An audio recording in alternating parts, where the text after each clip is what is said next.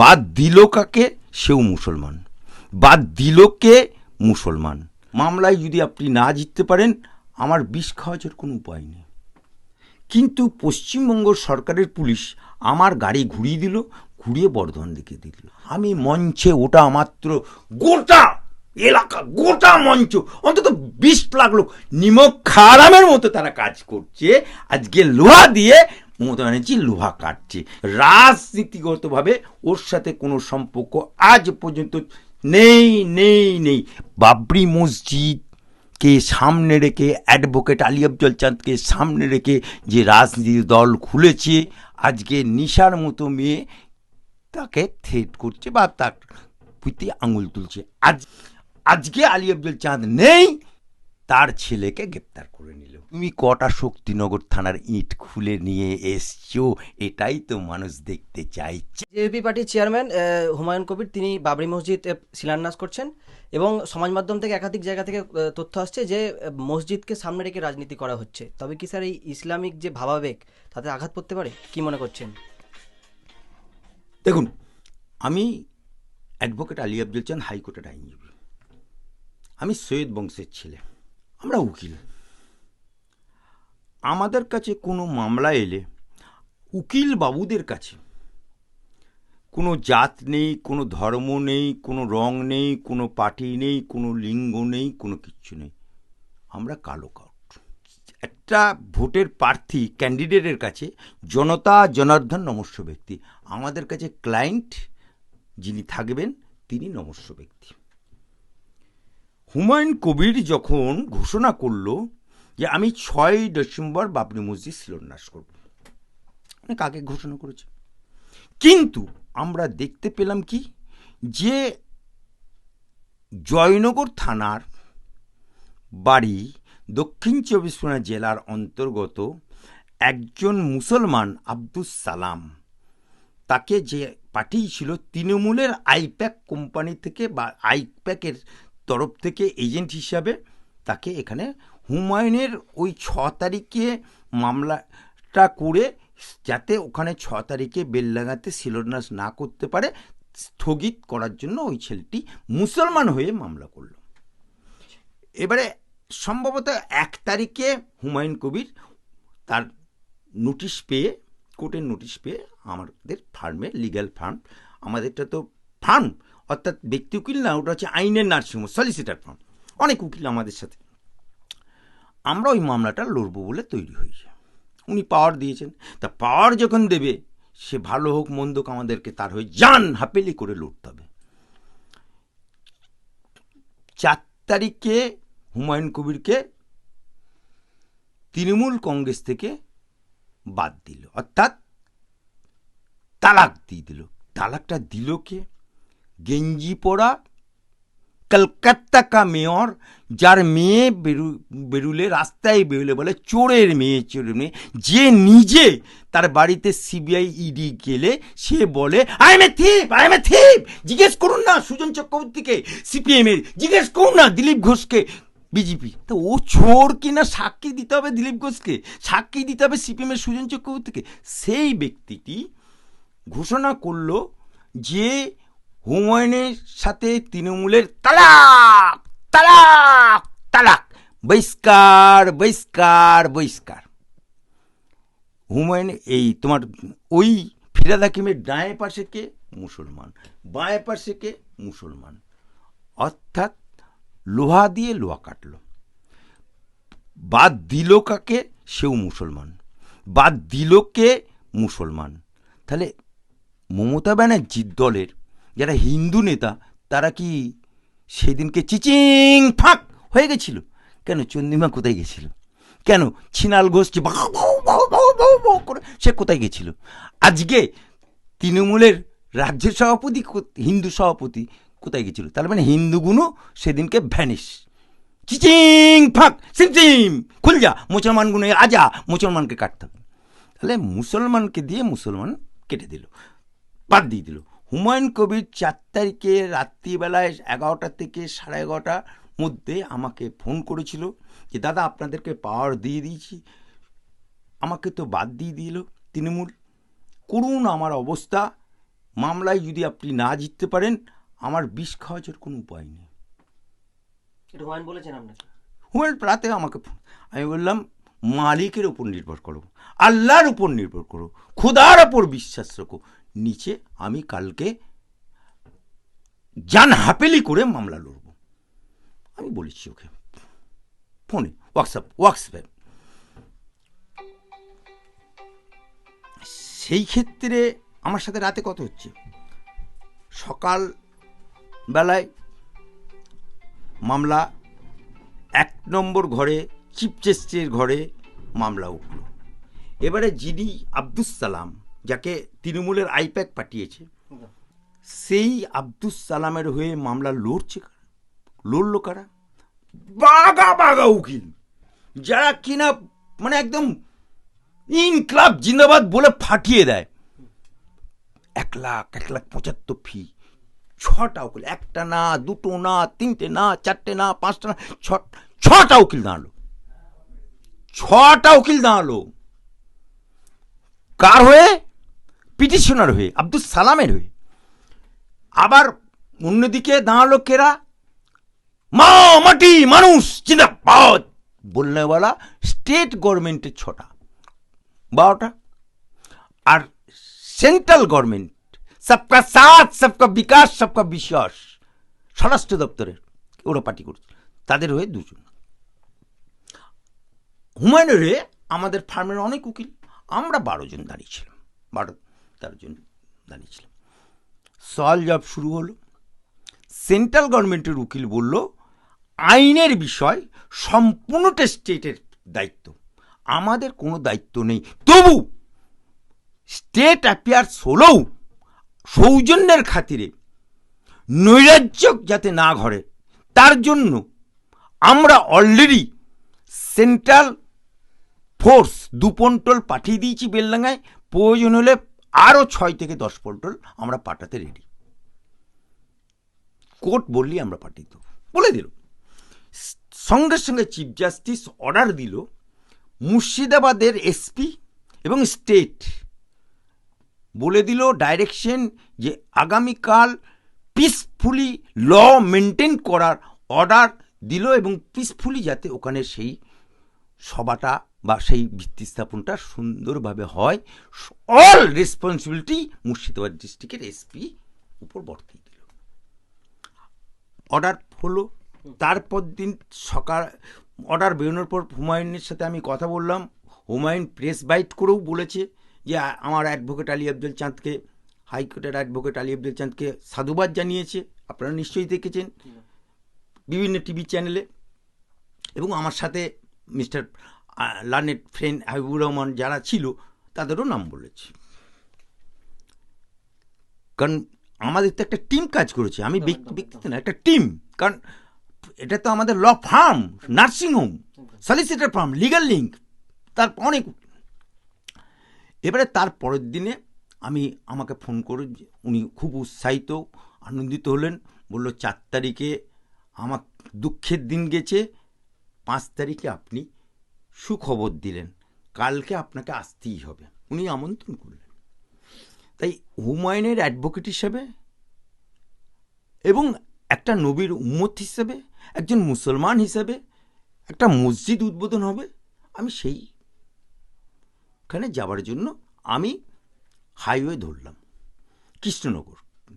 কিন্তু পশ্চিমবঙ্গ সরকারের পুলিশ আমার গাড়ি ঘুরিয়ে দিল, ঘুরিয়ে বর্ধমান দিকে দিল। বর্ধমান পেরোলাম, কাটোয়া পেরোলাম, সালার পেরোলাম, ভরতপুর পড়লাম, বাস রাস্তা শেষ। নদী। বাপের জন্মে কোনোদিন গাড়ি নৌকার উপরে তুলে, মানে সাইকেল খারাপ হলে সাইকেল কাঁধে তুলেছি ছোটবেলায়, কিন্তু গাড়িকে নৌকায় তুলিনি কোনোদিন।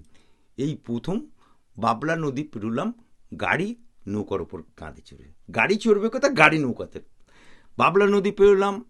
বাবলা নদী পেরোনোর পর 3 কিলোমিটার গেলাম। 3 কিলোমিটার পরে আর রাস্তা নেই, গঙ্গার ওপারে বেলডাঙ্গা। সেই গঙ্গা গাড়ি পেরোলো নৌকার দিয়ে। বেলডাঙ্গায় যখন পৌঁছলাম তখন লক্ষ লক্ষ মানুষের ভিড়, কাতারে কাতারে মানুষের ভিড়। বেলডাঙ্গা হাইওয়ে থেকে কৃষ্ণনগর মাথায় মাথা, বেলডাঙ্গা হাইওয়ে থেকে বহরমপুর মাথায় মাথা, মঞ্চের সামনে মাথায় মাথা, উত্তরে মাথায় মাথা, দক্ষিণ। আমি মঞ্চে ওটা মাত্র গোটা এলাকা, গোটা মঞ্চ, অন্তত 20 লাখ লোক চিৎকার আওয়াজ। আমি সেখানে ওই মঞ্চে দাঁড়িয়ে হুমায়ুনকে পাশে নিয়ে একজন নবীর উম্মত হিসাবে, একজন হুমায়ুনের অ্যাডভোকেট হিসাবে, একজন ইসলাম ধর্মাবলম্বী মানুষ হিসাবে মসজিদ উদ্বোধনে আমি বলেছিলাম বেলডাঙ্গার গামছা উড়িয়ে লারকে লেঙ্গা মসজিদ, কারণ আমি লড়াই করে গেছি বলে। তারপরে দ্বিতীয় মামলা হলো, সেও করলো মুসলমান।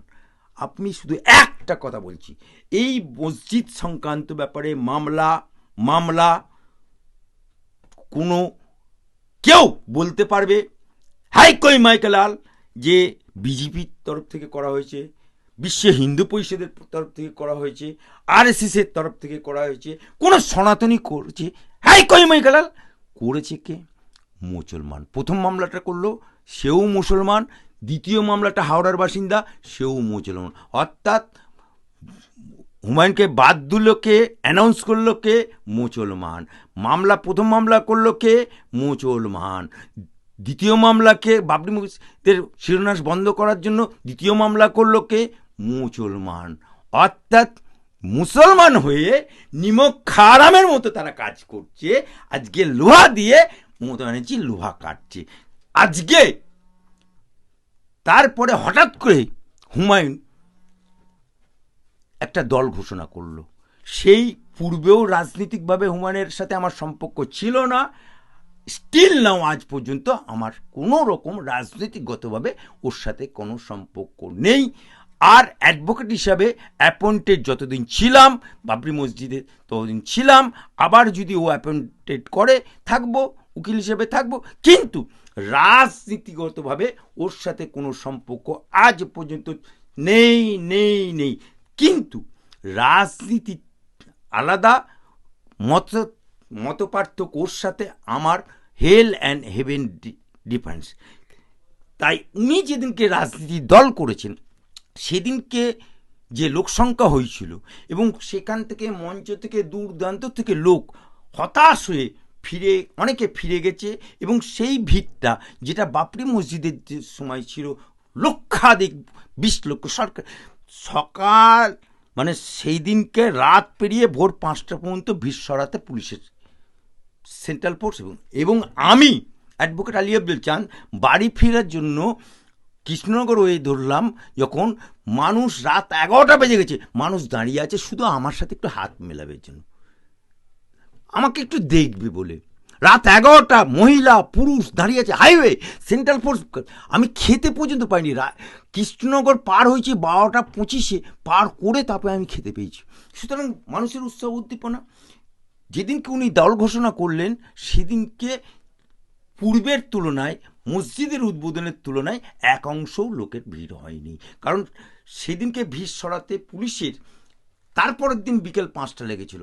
যেদিনকে দল ঘোষণা করলো আমি কিছুই জানি না, আমার সাথে কোনো সম্পর্ক রাখেনি, ফোনে কথা বলেনি কেউ, কিচ্ছু, বা সৌজন্যমূলক সাক্ষাৎও করেনি, কিচ্ছু করেনি। উনি নিজের মতামত দল ঘোষণা করে দিলেন, এক অংশও লোক হয়নি। কিন্তু দল ঘোষণা করলেন, এখানে একটা ইন্টারেস্টিং ব্যাপার হয়েছে। দল উনি ঘোষণা করলেন, আমরা পশু ছাগলের বাচ্চা হতে দেখেছি হুই দৌড়ায়, আবার গরুর বাছুর হতে দেখেছি প্রসব হওয়া মাত্র করে দৌড়ায়। কিন্তু মানুষের বাচ্চা প্রসব হলে টোয়া করে কাঁদে। আর হুমায়ুন কবিরের দল প্রথমেই জন্ম হই প্রার্থী প্রার্থী প্রার্থী 6টা প্রার্থী ঘোষণা করে দিল। তার মধ্যে একটা বালিগঞ্জে একটা হিন্দু প্রার্থী শিখা চ্যাটার্জিকে ঘোষণা করে দিল, ঈশা চ্যাটার্জিকে। আমার বক্তব্য এই জায়গায় যে ঈশা চ্যাটার্জি করো, নিশা চ্যাটার্জি করো, যাকে খুশি করো, তোমার দল, তুমি লেজে কাটবে না পেছনে কাটবে আমার তো দেখার দরকার নেই। আমি উকিল হিসাবে তোমার লড়েছিলাম এবং নবীর উম্মত হিসাবে মুসলমান হিসাবে মসজিদে, কিন্তু রাজনীতিগতভাবে তোমার সাথে আমার সম্পর্ক নেই। কিন্তু আজকে তুমি যে একটা দল ঘোষণা করলে সঙ্গে সঙ্গে 6টা প্রার্থী, আজকে যে একে নিশাকে যে তুমি বাদ দিলে, রাত পোয়াতে না পতি তালাক তালাক করে দিলে, বাদ বাদ বাদ করে দিলে, সেই মেয়েটা হিরো হয়ে গেল এবং সে এখন হিন্দুর মেয়ে, চ্যাটার্জি বংশের মেয়ে, সে এখন হিন্দু মুসলমানের তাস খেলবে, বাবরি মসজিদের তাস খেলবে, সুতরাং তার হাতে অস্ত্র চলে এসছে। আজকে তুমি দল ঘুরলে, দলের ঘোষণা করলে ভালো কথা, কিন্তু ইলেকশন কমিটি তুমি করলে না, এবং ইলেকশন কমিটি যখন করলে না, যাকে প্রার্থী করছো তার বায়োডাটা নিলে না, সে নাম কি, তার বাপের নাম কি, তার ক্যারেক্টার কি, তার সমস্ত কিছু বায়োডাটা, তার নেশা কি, তার পেশা কি, তার অর্থনৈতিক সম্বল কি, তার সমস্ত দিক দিয়ে ডিটেলস বায়োডাটা নিয়ে তারপর তুমি ঘোষণা মনা হই সঙ্গে সঙ্গে নাম রেখে দিল আব্দুল জব্বার, ঘোষণা করে দিল শিখা নিশা চ্যাটার্জি বালিগঞ্জের প্রার্থী, আবার বাদ হয়ে গেল কেন? এগুলো হচ্ছে অপোক্ত রাজনীতিবিদের মতো চাল চলন। উঠলো ভাই চ নানি কটক যায়, উঠলো ভাই চ নানি প্রার্থী ঘোষণা করে দিই, উঠলো ভাই চ নানি প্রার্থী ঘোষণা করে দিই, উঠলো ভাই দল তৈরি করে ফেলি। বাবরি মসজিদ কে সামনে রেখে, অ্যাডভোকেট আলী আফজল চাঁদকে সামনে রেখে যে রাজনীতির দল খুলেছে, এটা হঠকারীর দল, এবং সেই হঠকারিতার কারণে আজকে নিশার মতো মেয়ে তাকে থ্রেট করছে বা তার প্রতি আঙুল তুলছে। আজকে রাজভবন থেকে হুমায়ুনকে বাবরি মসজিদ করার আগে অ্যারেস্ট করার অর্ডার দিয়েছিল সেটাকেও রুকেছিল এই অ্যাডভোকেট আলী আফজল চাঁদ। আজকে আলী আফজল চাঁদ নেই, কিন্তু তার ছেলেকে গ্রেপ্তার করে নিল। কি কারণে? আইনের পথে চলবে। আমি বাবরি মসজিদের মঞ্চে দাঁড়িয়ে গামছা উড়িয়ে বলেছিলাম, কিন্তু সেটা আইনে জিতে গেছিলাম, কাগজ নিয়ে পকেটে বাপকা ব্যাটার মতো নিয়ে গেছিলাম। রাজ্যপাল ঘোষণা করেছে সেটাকে উইথড্র করিয়ে তারপরে আমি গেছিলাম। কিন্তু যখন রাজনীতি করলো তখন তার সাথে আমার কোনো সম্পর্ক নেই নেই নেই নেই। কিন্তু রাজনীতি দলে যা হাকিকত চলছে, ওর ছেলেকে তুলে নিয়ে চলে গেল পুলিশ। আইনের পথে চলবে। এবং ভারতবর্ষের, পশ্চিমবাংলার ভারতবর্ষের যে আইন, সেই আইন सबका ऊपर में, कोई एमएलए का है, कोई एमपी का लड़का हो, किसी का बाप को छोड़ेगा नहीं। আজকে হুমায়ুনের ছেলে জেলে গেল, কিন্তু পিআর বন্ডে তাকে ছেড়েছে, অর্থাৎ পার্সোনাল অ্যাফেয়ার্স বন্ডে, কিন্তু খালাস হলো না, কেস চলে গেল কোর্টে। কিন্তু আমার এই জায়গায় একটা প্রশ্ন, হুমায়ুন তার দলের সভাতে সে বলেছিল যে মুর্শিদাবাদের কোন থানার পুলিশ যদি কোন তার দলের কর্মী বা সাপোর্টার কাউকে গ্রেপ্তার করে, তাহলে ইট খুলে নিয়ে আসবো। তা ওনার ছেলেকে তুলে নিয়ে গেছে শক্তিনগর থানার, পিআর বন্ডে ছাড় পেয়েছে 8 ঘন্টা পরে। পিআর বন্ড, তুমি কটা শক্তিনগর থানার ইট খুলে নিয়ে এসছো? এটাই তো মানুষ দেখতে চাইছে।